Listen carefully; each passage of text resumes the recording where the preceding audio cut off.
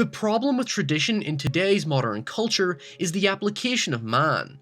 No matter what you believe, many societies are built on the foundations of tightly symbolic ideas and behaviours, from a strict eating diet to the way one dresses, to even something as unorthodox as dictated social interaction. These belief systems somehow maintain dominance over people's lives, yet even outside the world of traditional values, people can still be strongly confined to a certain way of life. Welcome to the unjust world of authoritarianism, a system of government representing absolute power and opposing freedom. In political science, the concept of a dictatorship employs monopoly over every aspect of public and private life, by one individual or a political group, even using propaganda to unconsciously lull citizens into accepting the political demands. Far Cry 4 approaches politics in several distinct ways. We have the aggressive and murderous outcomes of authoritarianism and the instrument of religion as a means to assert dominance and control. Now firstly, let's put everything into context. Kyrat is a Himalayan country ruled under the iron fist of tyrant King Pagan Min, a ruthless yet flamboyant dictator who portrays himself as some sort of fabulous god. The Golden Path is a revolutionary force formed by the protagonist Ajay Ghali's deceased father Mohan, who aimed to overthrow Pagan's regime. But as the narrative unfolds, each character, including Sabal, Amita, and even Mohan, appear to have distinct agendas that don't exactly equate to peace and harmony across Kyrat. To put it simply, nothing ever works out in your favour, and the common question the player keeps asking is, who do I trust? You have Sabal's determination to restore Kyrat to its early traditions, Amita's desire to maintain its economic prosperity, and then you have Pagan Min's unconsciously existing path, which we'll come to later. But the best way to highlight which choice was indeed the most successful, let's begin with the history of Shangri-La. Shangri-La. Shangri-La. Considered the land of tranquility and harmony, Shangri-La is a mystical place in which historically was invaded by the demons of Rakshasa, who were fought off by the legendary local warrior named Kalanag. What's immediately apparent is the similarities between Kalanag's fight with the Rakshasa and the Golden Path's fight with the royal army. Most people would likely accept the traditional notion that the hero Kalanag attempting to save paradise represents the Golden Path, and the demons of Rakshasa causing chaos and destruction represent the royal army. Well, what if I was to tell you it was actually the opposite? What if the royalists were Kalanag and the Golden Path were Rakshasa? In Pagan Min's Kyrat, which describes each character, animal, and location from Min's point of view, states that Kalanag was the villain, and the only hero was Min himself. Understandably, this is aesthetically part of Pagan Min's propaganda campaign, so it can't be construed as fact. But there is actually some truth to this, as we'll see within the objectives of the Golden Path. But let's consider Ajay Ghali's role in the conflict. Ajay plays no defining role in the actual revolution, bar being the son of the Golden Path's leader, Mohan Ghali. Ajay spent his entire life in North America, so it's only right to assume that he lacks any emotional affiliation to his native country, especially considering his mother Aishwarya sheltered him from the truth, or at least to some degree. Ajay's lack of understanding to the conflict means he's susceptible to manipulation of differing factions. He has come to Kyrat to scatter his mother's ashes, not to assist in a long-lasting conflict, but he's thrown quickly into the heat of the battle that he just naively goes along without question. Think of it like the "would you kindly" twist in Bioshock. Ajay's first impression of Pagan Min is one of supremacy and violence, hence he generally assumes Min to be the bad guy. But there is no time for Ajay to develop a connection to Min, and hence Pagan's side of the story is left forgotten until the climax. Come in. I apologize for the austerity I sent to help home. He has no intention of killing him rather than merely giving his side of the story, and in some ways, saving Ajay from learning the truth the hard way. Remember this, Ajay is only dragged into the ways of the Golden Path because of his lack of understanding of the internal situation. He's unconsciously lulled into their beliefs. Kinda similar to the dirty tactics of a dictatorship. Now let's switch our attention to Sabal and Amita.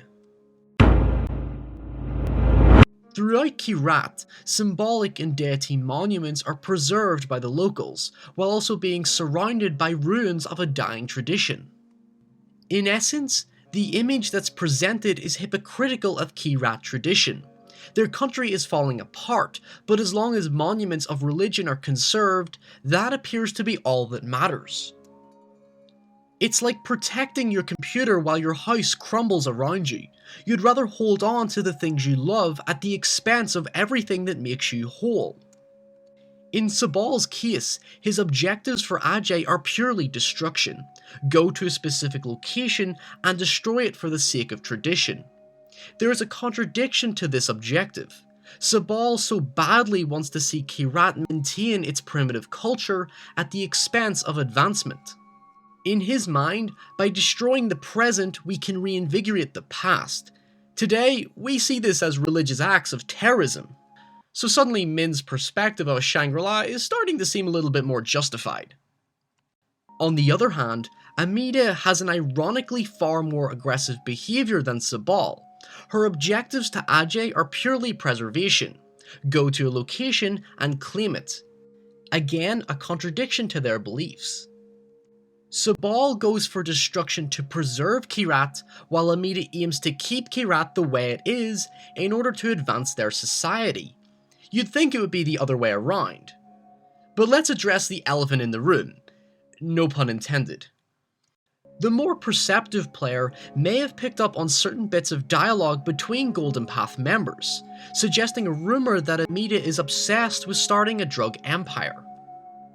Usually, this would be construed to force a sense of doubt onto the player. Turns out the rumour is actually true. Amita sees the sacrifice of tradition as the only way to keep Kyrat relevant, which seems like a proactive way to establish a strong capitalist industry to sustain the country. However, the reveal of her totalitarian drug trafficking agenda kinda turns the moral tide against you. She conscripts children into an army to defend drug reproduction, which she justifies as the sake of peace. Kinda like the propaganda of Pagan Min. More drastically on a personal level, Baedra doesn't exactly get a happy ending, as Amita has her killed because of Sabal's drive to make Baedra the new TURAN MATARA. The what? Polytheistic religion has become a core part of Kyrat's tradition. It was led by TURAN MATARA, a woman who served as the reincarnation of the god Banashwar's wife and the spiritual leader of the people. I probably butchered that name.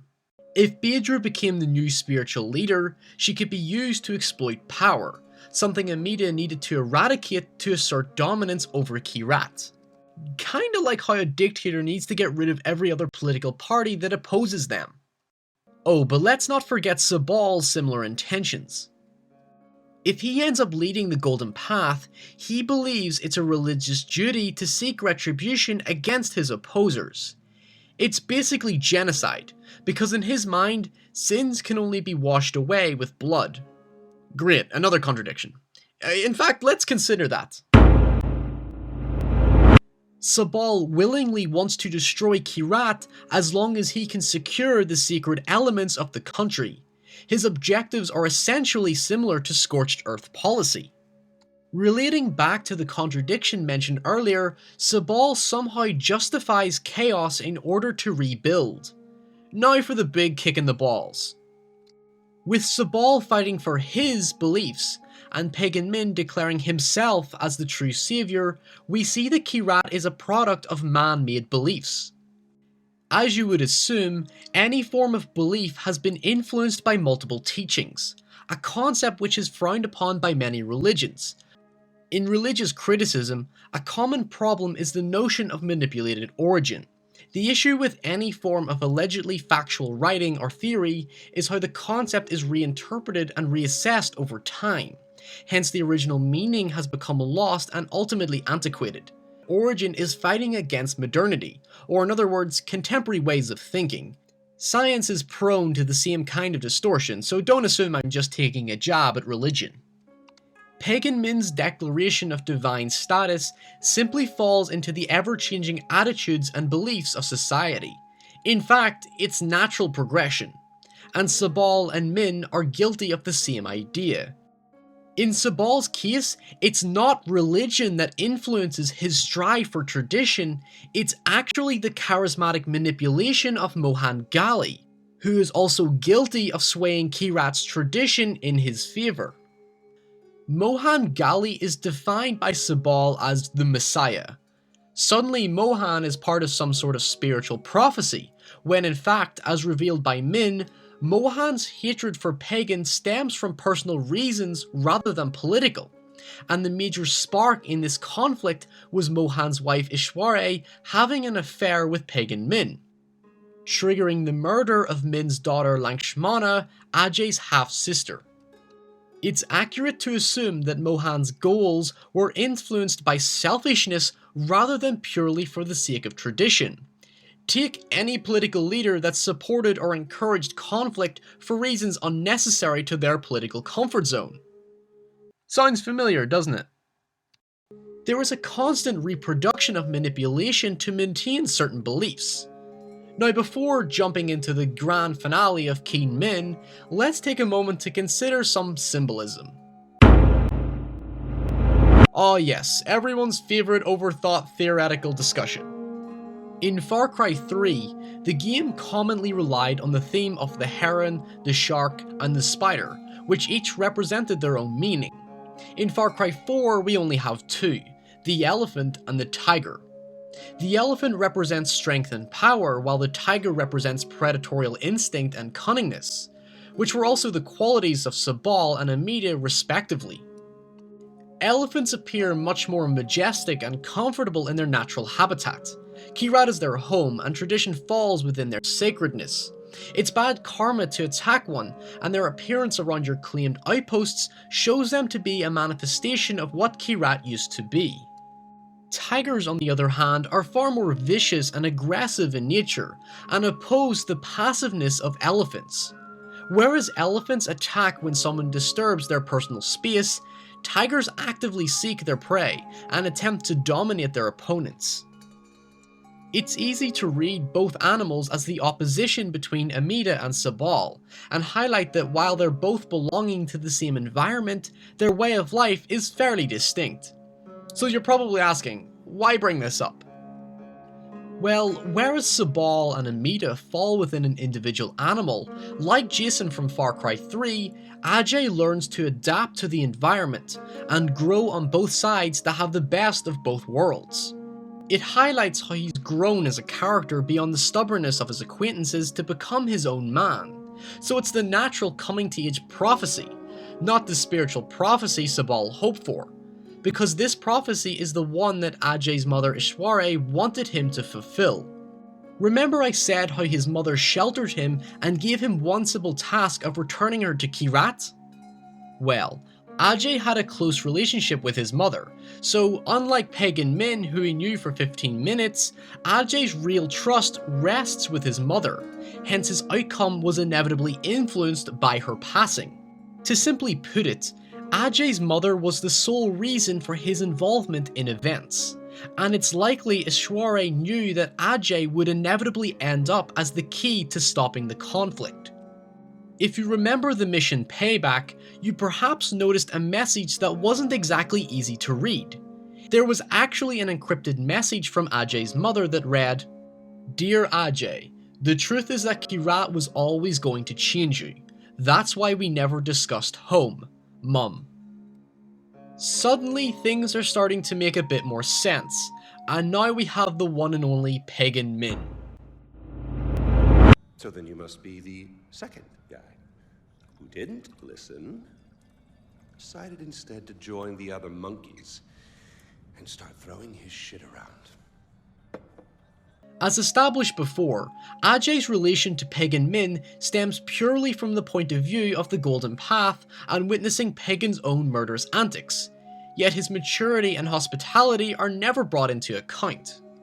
Consider Pagan's personality and his interaction with Ajay during the dinner table sequence.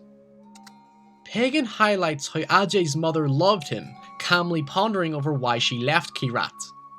He's polite, intelligent, and respectful to both himself and others, so honesty appears to be his most direct policy, if you exclude his political policy. Pagan begins by self-consciously blaming himself for Ashwarya's departure because of his position of power, but over time began to realize the terrorism of the Golden Path, so it's ultimately not his fault. Like any first encounter with the villain, the hero only sees the perspective of evil. Pagan thinks he's the hero in his own world, while from the protagonist's eyes, you only see him as violent and psychotic. Pagan's attempts to highlight his responsibility, something a villain doesn't usually do, is cut short because of the Golden Path's interruption. It's implying the metaphor of how they don't want Ajay to know the truth. Pagan tells Ajay to wait like a good houseguest for his return, signalling the commencement of the game, where, as you'd expect, you don't wait around, but unconsciously escape. The game's actual hidden twist is very simple. If you wait long enough, Pagan returns and takes you to Lakshmana's shrine to rest Ajay's mother, the end. But, by following the game's directions, you actually go against Pagan's wishes, and during the climax, Pagan makes it clear that all Ajay had to do was wait, and it would have been over. No revelation of his father's violent past, no emotionally conflicting decisions. Instead, Kirat would have been inherited to Ajay at no cost, a peaceful if indeed anticlimactic ending. By not killing Pagan, it instigates what is considered the good ending. Pagan points out how predictable the events of the Golden Path were, as he was aware of their internal civil war, and knew it was only a matter of time before it would have collapsed in itself. Pagan was prepared for the inevitable, and as Ashwarya had hoped, Ajay became his own man in the process, symbolizing the elements of the elephant and tiger.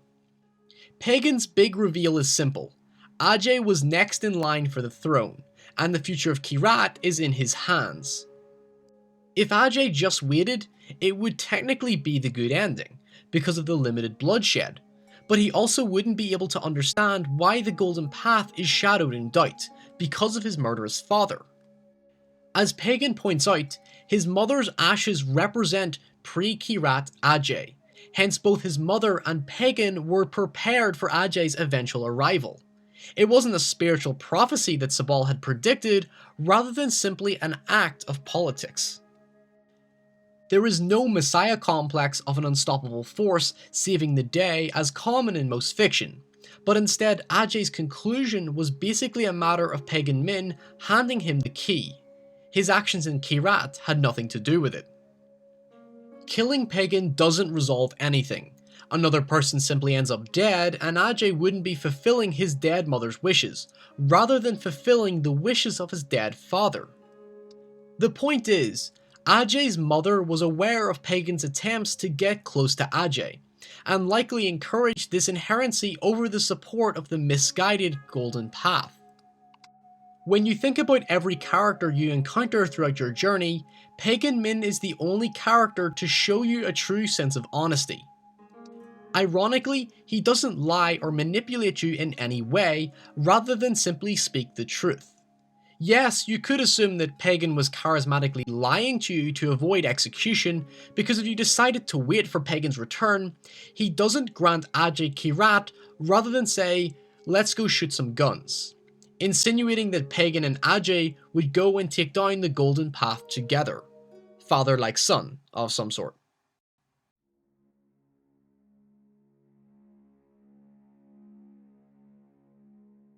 In conclusion, Far Cry 4 can be summed up with one bold statement. Every action that Ajay made was unnecessary. All he had to do was wait. How so? Well, Sabal and Amita's objectives were purely for self-gain, and the murder and destruction Ajay is involved in is ultimately negated by his final confrontation with Pagan Min. Ajay's resulting ownership of Kirat was Pagan's decision, not something that was influenced by the Golden Path, so the outcome was fundamentally default. When we look at the wider picture of Kyrat, we can see the Golden Path's need to collapse such an oppressive regime, so Pagan Min's resignation of the throne allows for greater prosperity in Kyrat, so the overall outcome is good. But we have to consider Far Cry 4 as a personal journey. This is Ajay's story, and we see it from his perspective. This completely exposes the individual aspirations of a larger objective party.